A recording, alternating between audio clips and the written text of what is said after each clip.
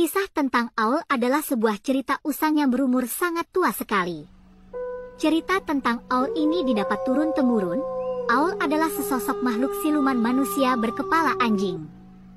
Yang membuat aneh dari sosok makhluk ini adalah posisi kepalanya yang tidak semestinya, karena posisi kepala Aul ini terbalik menghadap belakang tubuhnya. Begini kisahnya. Konon pada zaman dahulu kala ketika negeri ini diperintah oleh raja-raja, terdapat satu kerajaan di sebelah barat Pulau Jawa yang cukup besar dengan daerah jajahan yang sangat luas, negeri makmur dan negeri yang indah serta aman. Kerajaan tersebut mempunyai armada militer yang tangguh dan kuat, dipimpin oleh panglima-panglima perang yang cakap dan ahli bertempur yang mumpuni. Dalam kisah ini disebutkan salah seorang panglima perang adalah seorang yang sangat mahir berperang dan mempunyai sebuah ilmu kanuragan tingkat tinggi sehingga apabila bagian tubuhnya terlepas karena senjata tajam, cukup dengan menempelkan kembali bagian tubuh tersebut, maka dalam hitungan detik akan pulih kembali seperti semula. Namun, apabila kepala yang terlepas, maka hanya sekali saja ia akan pulih. Pada kali kedua kepala itu terlepas, maka ia akan tewas. Dikisahkan dalam sebuah pertempuran panglima tersebut bertempur melawan pasukan musuh yang sangat banyak melebihi dari pasukannya. Dengan pedang terhunus dia menebas setiap batang leher musuh yang ditemuinya. Hingga pada suatu kesempatan, ia pun berhadapan dengan seorang ksatria dari pasukan musuh. Mereka pun bertempur saling tebas satu sama lain.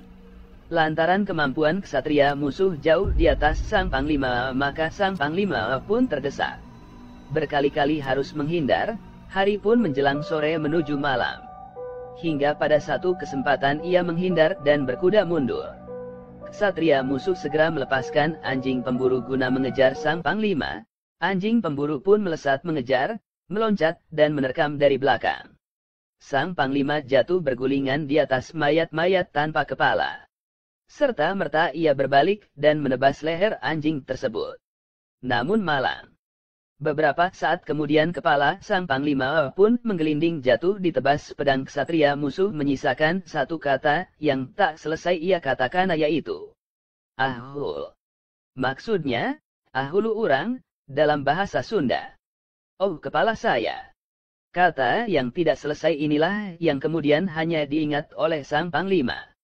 Dengan cepat sang panglima meraih kepala yang menggelinding, namun sayang yang ia raih ternyata kepala anjing yang telah ia tebas.